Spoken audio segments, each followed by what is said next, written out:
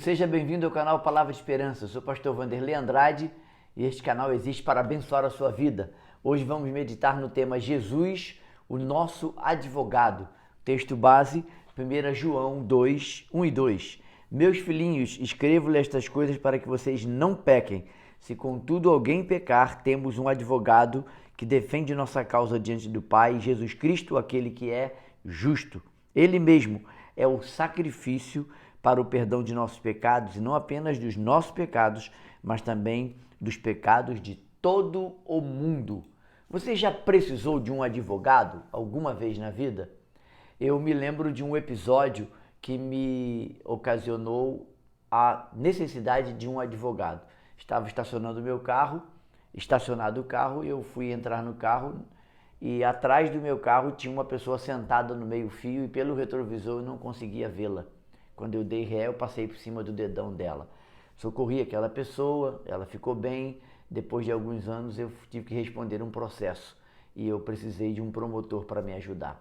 Nessas situações na nossa vida terrena, nós vamos precisar, e a melhor coisa que fazemos, dependendo da situação, algumas situações, será necessário a contratação de um bom advogado.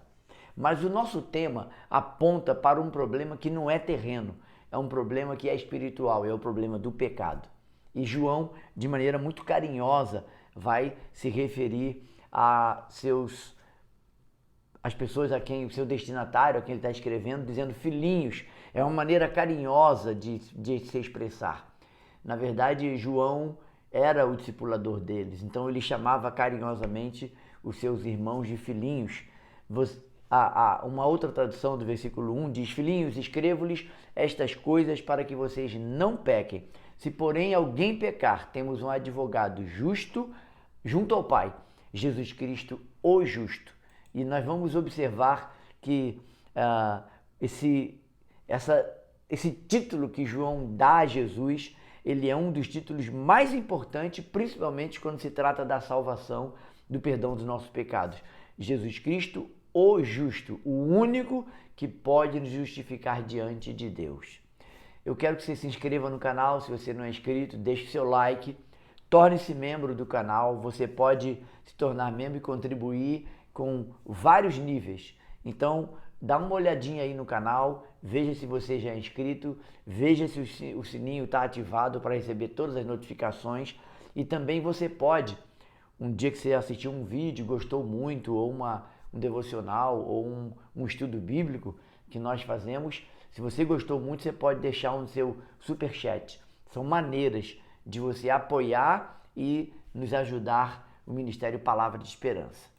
Quando nós olhamos para o texto que estamos meditando, João 2, 1 e 2, nós vamos lembrar que, nós temos um advogado, então nós temos também uma chamada à santidade. João começa carinhosamente se referindo a esses irmãos. Ele quer encorajar cada um de nós. Se pecarmos, temos um advogado.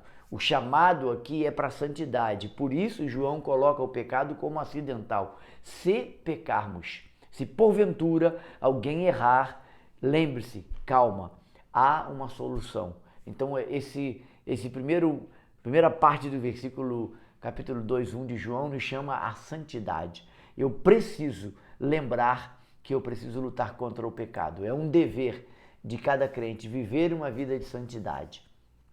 A palavra de Deus nos conclama a santidade. Sede santos, porque eu sou santo, diz o Senhor. A realidade do pecado é uma segunda característica desse texto. É um outro ponto que nós podemos olhar para o texto e perceber. Há uma realidade clara do pecado, que tem uma mente, que luta contra nós, que traça emboscadas, que traça ciladas, planeja ciladas contra nós. Embora João nos encoraje a não pecar, ele reconhece que o pecado é um grande adversário que nós temos que lutar. Então João está nos lembrando que, se por acaso ocorremos em algum pecado, a lembrança de João é que na nossa condição humana nós vamos ter que lutar contra o pecado diariamente. E aí o perigo de às vezes flertarmos com o pecado, e se nós fizermos isso, nós corremos grande risco de cair. Charles Spurgeon nos lembra que todo o pecado que o cristão cometeu ou cometerá não pode destruir o seu direito ao Senhor Jesus Cristo como advogado. Ele foi designado por Deus, o nosso Pai, para ser o nosso advogado. Aleluia! Isso me dá esperança, isso me dá alegria. Eu tenho um advogado justo e fiel que está diante do Pai, à direita do Pai, e intercede por nós.